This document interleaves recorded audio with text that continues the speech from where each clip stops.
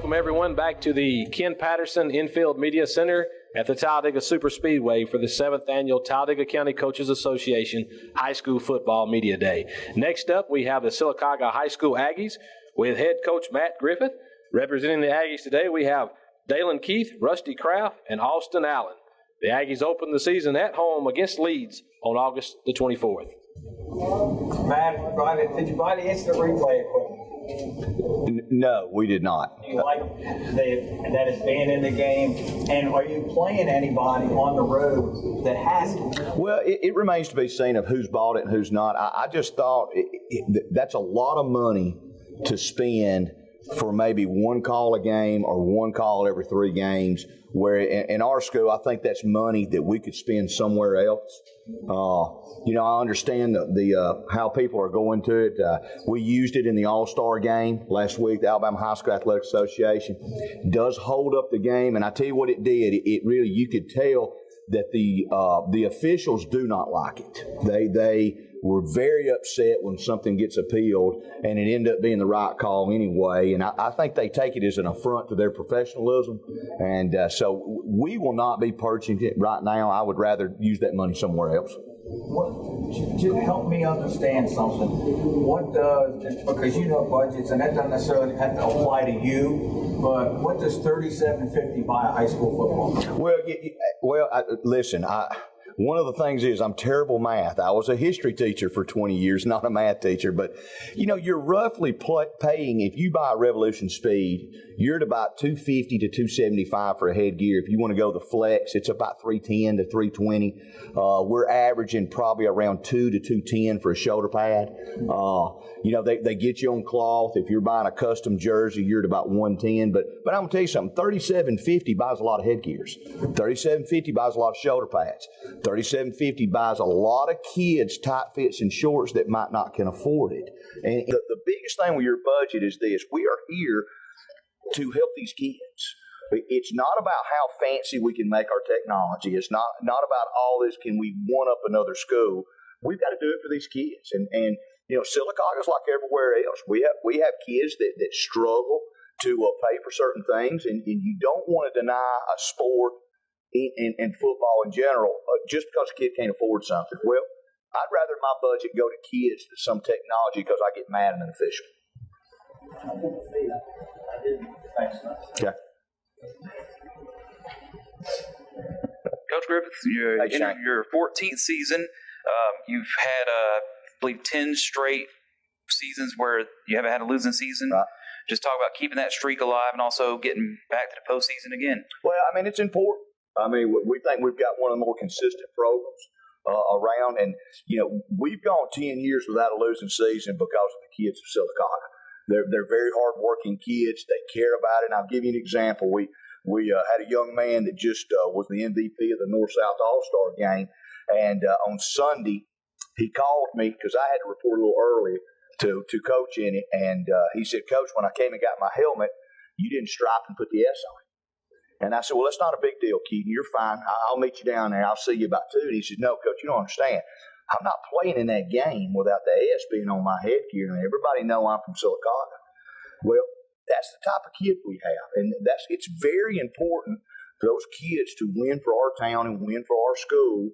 And it means something to them. And that's the beauty about coaching in a small town, is that a kid, it means a lot to him to be from that town. I think a lot of our success is because our kids respond to that. They respond to an old school way of coaching. They know they have to work to win.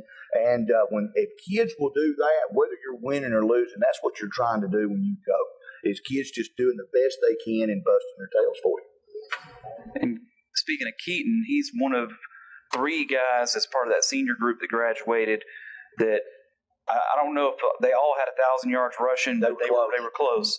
Just talk about having to replace all that production going into this year. Right. Well, Keaton was the first kid we've ever had to rush for 1,000 and throw for 1,000. In school history, nobody's ever done that. And Tashawn Looney was right beside him. Tashawn rushed for about 1,300. And DeCarius Mickey was our 8th slot back, and he rushed for 950. So it was very, very productive. We were explosive offense. We feel that we're better up front this year. We also feel that we can have the same type of explosion because we're a little bit bigger in the backfield. Dalen's our quarterback, of course, and they battled last year for it. And in the summer, we moved Dalen to a Z receiver, and I think Dalen had about 750 yards of that passing and was a part of that explosion of offense. He brings a lot to the table. He's tremendously fast. He's tremendously athletic.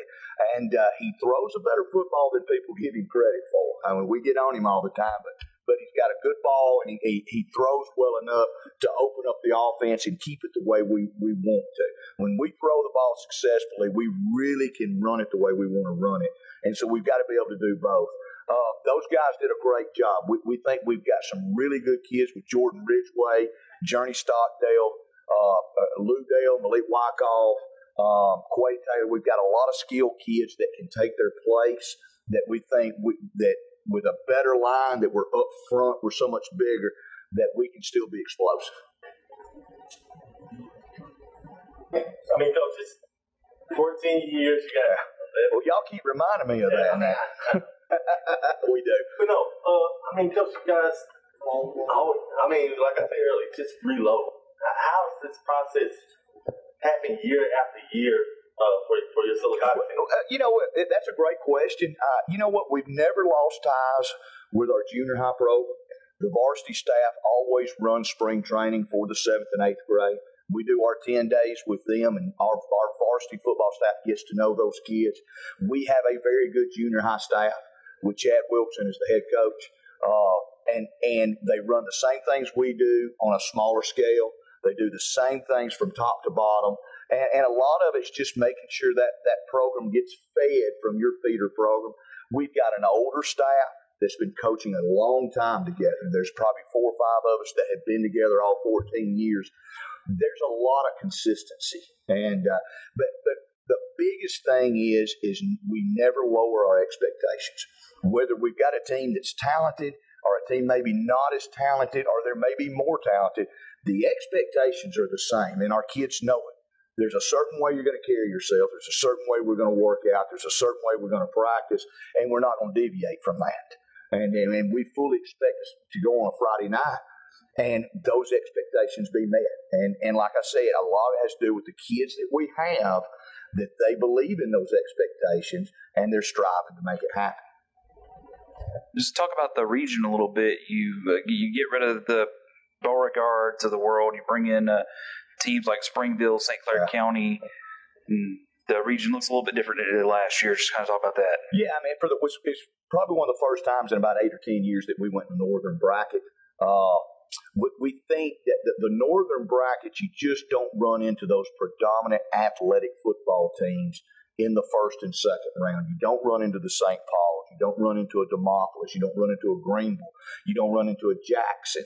Those schools that have been knocking us out in the first round. So we're excited about going to the north. Now, when you run into the north, you get into extremely well-coached football teams. Maybe they're not as athletic. They're very well coached. They know what they're doing.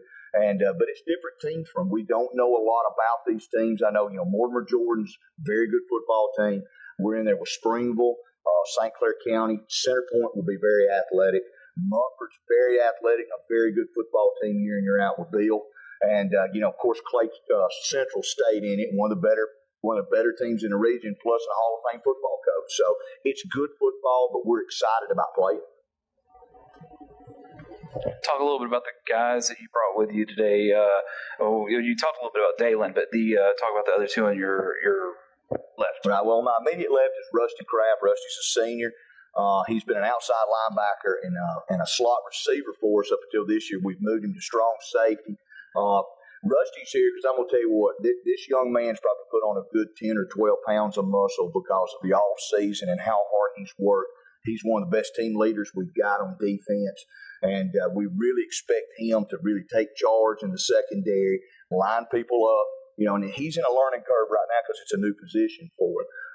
But he's done everything he's needed to do to have a great senior season. On the other side of him is Austin Allen. Austin is probably the best utility offensive lineman we've got. He can play all 3 positions. He can play center, he can play guard, he can play tackle. And he's done that for 2 years. He's been the swing guy when somebody got hurt. Well, we finally moved him to center permanently right here. And he's the guy that lines everybody up. Now, he knows all our plays. He knows all the schemes and does a phenomenal job. All three of these guys are excellent leaders, and we expect a lot from them this year. Mr. Quarterback, just talk about this being your time now, man. Man, I don't know. I just want to help the team win. I just want to keep the winning season going, make it to the postseason, and just try to get out the first round. Keep on going. Try to go deep into the playoffs. How important is it for you guys to get past that first round? Something that hadn't happened too often. It's really important because we ain't been past the first round since 2013. 13. Yeah. So I believe this is our year. I feel like this is our year. Guys, just seeing a young man like TJ Green come from Sylacauga and to where he is now, what does that do for you guys? You see him making it from this program? I just feel like I can do it too. I mean, I know he put in the hard work and dedication to it, so I feel like I can do it too. It just lets you know that somebody from a small town can do it, and if you work hard enough, it can be done. And coaches always talked about how TJ's work ethic was extremely hard, and it just lets you know if you work that hard, you can push through to higher level of football as that. It's just Rusty said. He probably said it all for me. It just, from a small town, small community, it just shows what hard work, what person pursuing through adversity, what you can do with it. Well, I'll tell you, I give TJ all the credit. TJ was born with certain gifts, but let me tell you something. That young man is in the pros because of everything he chose to do. He made that happen. He was a tremendously hard worker at Sylacauga. And weight room, he was always doing the extra sprints. He was always doing these things. He had a deep belief in himself that he could do these things. When he went to Clemson, same philosophy right there, that he could make these happen. It's one of those things, I don't know if a coach, you get many guys like him, but you're just so proud that you had a part of his life. But, never underestimate that TJ Green did this. I mean, he did it himself. His work ethic was tremendous, and it still is. He's with the Colts, and he's going to have a very long career because he works so hard. He studies the game, and he's just highly motivated to be the top player that he is. I mean, I just feel fortunate that I had just a small part in his life in football and got to be a part of it. So you always have a stable of running backs. You have 1,000-yard running backs every year. Just talk about your guys this year that you have carrying the load for you. Well, of course, Dalen, a quarterback, we really utilize our quarterback as another running back a lot of times, not only as a thrower but as a runner. Jordan Ridgway, who is also our starting second baseman and shortstop a lot on our baseball team, is a tremendous athlete. He will be our main B-back in the backfield with Dalen. We have a young man named Journey Stockdale that's been working at A. We have a young ninth grader that's coming up named Malik Pope that has potential to be as good as a lot of kids that's ever come through here if he develops the way we want him to. We had a young man that's been in our program forever that moved away and then moved back named Lou Dale, and he's more of a slot receiver / running back. So, these guys can make it happen. The biggest thing now with being bigger up front is the ability to hold the hole open a little longer, and maybe not having to run and read so much as just come off the ball. And, we're excited about it. We're excited about the guys up front, but you never know. The first game hinges a lot of things because we're a lot of new in a lot of places. Last year we replaced 9 starters offensively. Well, we turn around, we've replaced at least 8. So it's the same thing, but now a lot of them have playing experience. But it's meshing that group together to act as a unit. That's part of the challenge as a coach. You can have the most talented group in the world, but you've got to mesh them together to work as a unit. That's what makes football so unique. You take 2 or 3 really good basketball players, and you can have a good basketball team with 3 individuals. Baseball is all about an individual being able to hit the ball. He's got to hit the ball, or he's got to catch the ball individually. But football is such a team sport. It takes so many cogs in the wheel to make it work. That's the challenge. You mentioned basketball and two-sport athletes. Earlier this year, Coach Copeland won a basketball championship for Sylacauga at 5A. And I know sometimes there's some overlap with football players playing basketball. Talk about this.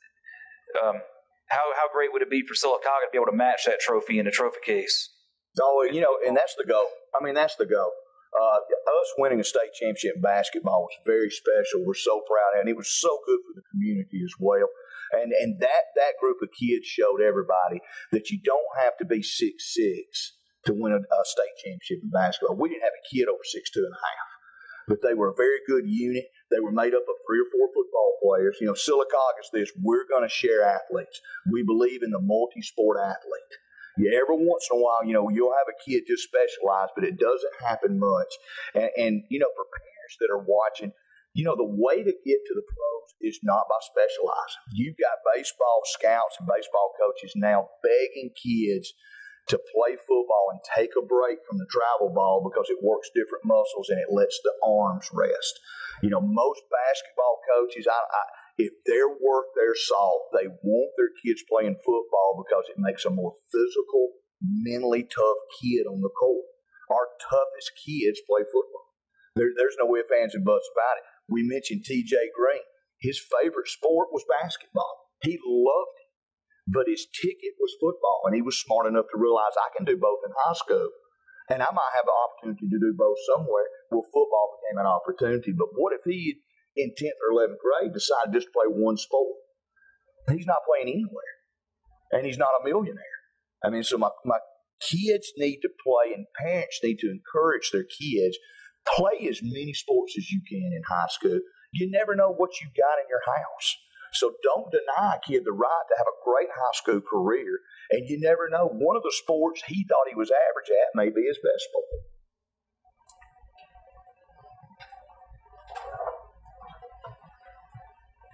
Coach, just talk about the same question I asked Coach Beckett earlier. You talk about which, from your perspective, what's your biggest strength position-wise, Coach, on this team this year? Well, that's a good question. It's usually our skill kids, there's no doubt. Usually we're smaller up front, and our skill and speed is it. I would say this much, and I think most of these guys would agree with. We came out of spring training. Our front four defensively and our Mike linebacker, Chase Ivy, we came out of the spring, and that's a definite strength.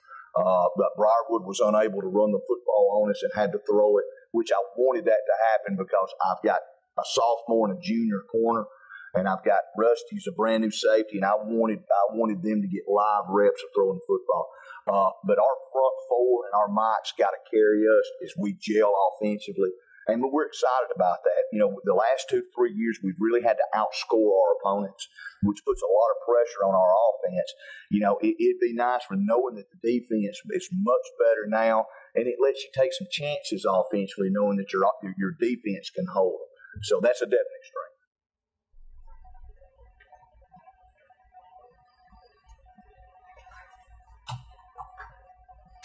Okay, that wraps things up with the Sylacauga High School Aggies. So we want to wish Coach Griffith and his team best luck this season. Next up, we will have the Fayetteville High School Wolves.